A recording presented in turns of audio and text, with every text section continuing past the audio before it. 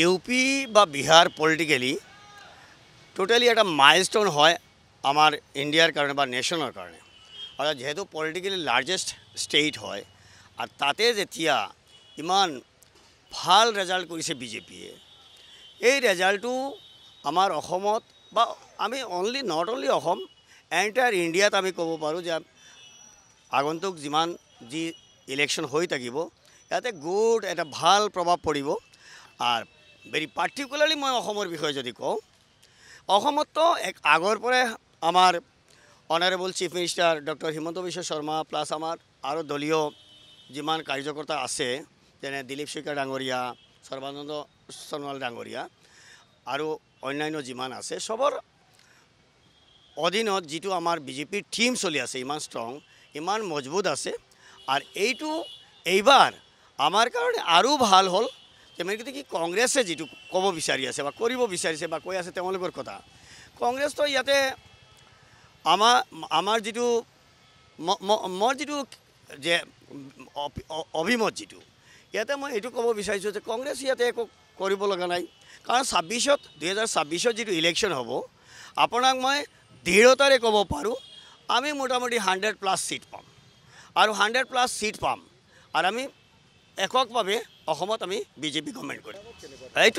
এইটো বিষয়ে মই আপোনাক কওঁ বৰাকৰ বিষয়ে মোৰ কনচেপ্টটো বহুত ক্লিয়াৰ যেহেতু মই শ্ৰীভূমি ডিষ্ট্ৰিক্টৰ পাতাৰকান্দি কনষ্টিটুৱেঞ্চিৰ এজন মানুহ হওঁ তো বৰাকত টোটেলি 13টা সিটৰ ভিতৰত বৰাকত টোটেলি 13টা সিটৰ ভিতৰত আমি বিজেপি আৰু আমাৰ এলায়েন্স মিলি পেলাই 11টা সিটটো আমাৰ কনফাৰ্ম বৰাকত তাৰ বেছি প্লাছ মাইনাছ হ'লে আৰু দুটাও আহি যাব পাৰে কিন্তু 11টাটো ক্লিয়াৰ ইয়েছ ইয়াতে মানে আমাৰ দলীয় ঊৰ্ধ্বতন কৰ্তৃপক্ষ যে তেওঁলোকে মানে কিছু নিউ ফেজ বা ধৰক মানে কেণ্ডিডেট সিলেকশ্যনত তেওঁলোকে ইমান বিচক্ষণ জানা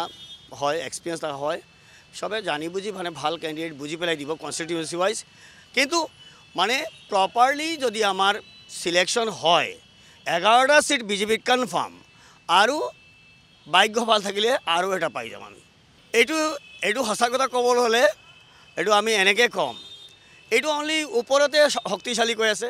বা শক্তিশালী কৈ আছে কিন্তু গ্ৰাউণ্ডত আমি যে অলপমান আগতে মই ক্লিয়াৰ কৰিলোঁ যে আমি 100+ সিট পাম 100ৰ ওপৰত আমি সিট পাম যদি তেওঁৰ ইমান বেটিটো মজবুত থাকিলহেঁতেন তে আমি এইটো কথা ক'ব নোৱাৰোঁ এইটো আমি ক'ব নোৱাৰিলোঁ হয় চ' কোনো বেটি কোনো ছিষ্টেমেটিক মানে তেওঁলোকৰ সাংগঠনিক কোনো মানে ইমান এটা হেৰি নাই আৰু যাৰ কাৰণে ভিতৰে এনে ওপৰত তেওঁলোকে কৈ আছে তো আল্টিমেটলি আমাৰ বিজেপিয়ে 100ৰ ওপৰত সিট পাব 100 সংখ্যাগৰিষ্ঠৰে আমাৰ এইবাৰ 2026ত মিনিষ্ট্ৰী হ'ব আমাৰ অৰিজিনেলি অসমৰ যিবোৰ খিলঞ্জীয়া মুছলমান মানুহ আছে বা স্থায়ী মানুহ আছে যিবোৰ মানে ধৰক বাংলাদেশী নহয় অবৈধ নহয় বাংলাদেশী নহয় অবৈধ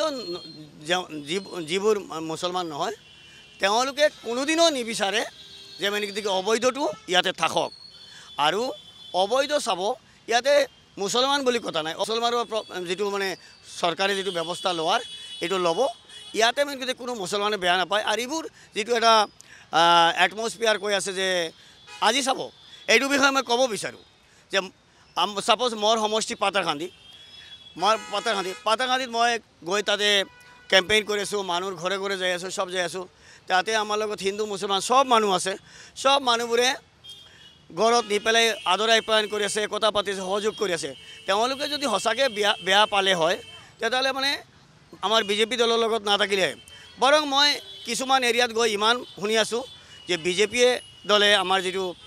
সবকা সাথ সবকা বিকাশ সবকা বিকাশ এই ফৰ্মুলাতে আগবাঢ়ি পেলাই আনকি কোনো মুছলমান মানুহ আমাৰ এৰিয়াত মানে কোনো যিটো আমাৰ ৰাজনৈতিক অধিকাৰ হওক বা ফেচিলিটি হওক তাৰ তাই কোনো বঞ্চিত হোৱা নাই আৰু বিজেপি মুছলমান মানুহ খিলঞ্জীয়া মুছলমান মানুহ আমাৰ বিজেপিৰ লগত আছে আৰু থাকিবই মই এইটো একদম আপোনাক একদম অসমীয়া যিটো খাটাংকৈ মই কৈছোঁ যে যিকোনো খবৰৰ বাবে যোগাযোগ কৰক 7099017330 লগতে 7099017110 নম্বৰত